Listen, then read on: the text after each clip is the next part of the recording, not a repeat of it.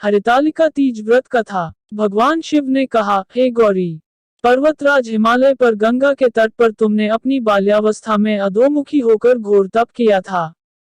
इस अवधि में तुमने अन्न ना खाकर केवल हवा का ही सेवन के साथ तुमने सूखे पत्ते चबाकर काटी थी। माघ की शीतलता में तुमने निरंतर जल में प्रवेश कर तप किया था। वैशाख की जला देने वाली गर्मी में पंचाग्नि से शरीर को तपाया। श्रावण की मूसलाधार वर्षा में खुले आसमान के नीचे बिना अन्न जल ग्रहण किए व्यतीत किया। तुम्हारी इस कष्टदायक तपस्या को देखकर तुम्हारे पिता बहुत दुखी और नाराज होते थे। तब एक दिन तुम्हारी तपस्या और पिता की नाराजगी को देखकर नारद जी तुम्हारे घर पधारे। तुम्हारे पिता द्वारा आने का कारण पूछने पर नारद जी बोले कि गिरिराज, मैं भगवान विष्णु के भेजने पर यहाँ आया हूँ। आपकी कन्या की घोर तपस्या से प्रसन्न होकर वह उससे विवाह करना चाहते हैं। इस बारे में मैं आपकी राय जानना चाहता हूँ। नारद जी की बात सुनकर पर्वतराज अति प्रसन्नता के साथ बोले, श्रीमान, यदि स्वयं विष्णु जी मेरी कन्या का वरण करना चाहते हैं तो मुझे क्या आपत्ति हो सकती है। वे तो साक्षात ब्रह्म हैं। ये तो हर पिता की इच्छा होती है कि उसकी पुत्री सुख संपदा से युक्त पति के घर की लक्ष्मी बने। नारद जी तुम्हारे पिता की स्वीकृति पाकर विष्णु जी के पास गए और उन्हें विवाह तय होने का समाचार सुनाया। परंतु जब तुम्हें इस विवाह के बारे में पता चला तो तुम्हारे दुख का ठिकाना ना रहा। तुम्हें इस प्रकार से दुखी देखकर तुम्हारी एक सहेली ने तुम्हारे दुख का कारण पूछने पर तुमने बताया कि मैंने सच्चे मन से भगवान शिव का वरण किया है, किंतु मेरे पिता ने मेरा विवाह विष्णु जी के साथ तय कर दिया है। मैं विचित्र धर्म संकट में हूँ। अब मेरे पास प्राण त्याग देने के अलावा कोई और उपाय नहीं बचा। तुम्हारी सखी बहुत ही समझदार थी।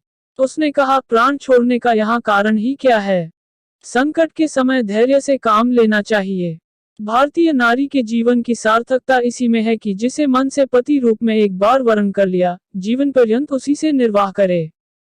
सच्ची आस्था और एकनिष्ठा के समक्ष तो भगवान भी असहाय हैं।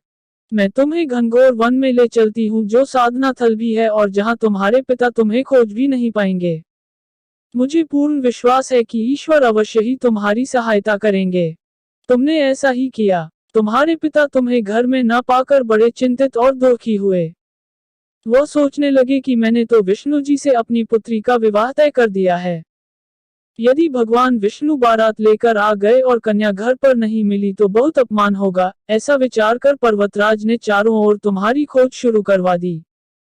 इधर तुम्हारी खोज होती रही, उधर तुम अपनी सहेली के साथ नदी के तट पर एक गुफा में मेरी आराधना में लीन रहने लगी।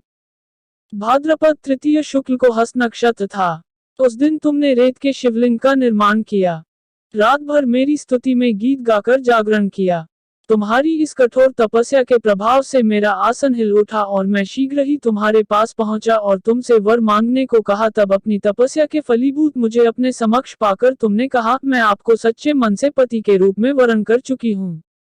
यदि आप सचमुच मेरी तपस्या से प्रसन्न होकर यहाँ पधारे हैं तो मुझे अपनी अर्धांगिनी के रूप में स्वीकार कर लीजिए। तब तथास्तु कहकर मैं कैलाश पर्वत पर लौट गया। प्रातः होते ही तुमने पूजा की समस्त सामग्री नदी में प्रवाहित करके अपनी सखी सहित व्रत का वरण किया। उसी समय गिरिराज अपने बंधु बांधवों के साथ तुम्हें खोजते हुए वहां पहुंचे। तुम्हारी दशा देखकर अत्यंत दुखी हुए और तुम्हारी इस कठोर तपस्या का कारण पूछा। तब तुमने कहा, पिताजी, मैंने अपने जीवन का अधिकांश वक्त कठोर तपस्या में बिताया है। मेरी इस तपस्या के केवल उद्देश्य महादेव जी को पति के रूप में प्राप्त करना था। आज मैं अपनी तपस्या की कसौटी पर खरी उतर चुकी हूँ। चूंकि आप मेरा विवाह विष्णु जी से करने का निश्चय कर चुके थे, इसलिए मैं अपने आराध्य की तलाश में घर से चली गई। अब मैं आपके साथ घर इसी शर्त पर चलूंगी कि आप मेरा विवाह महादेव जी के साथ ही करेंगे। पर्वतराज ने तुम्हारी इच्छा स्वीकार कर ली और तुम्हें घर वापस ले गए। कुछ समय बाद उन्होंने पूरे विधि विधान के साथ हमारा विवाह किया।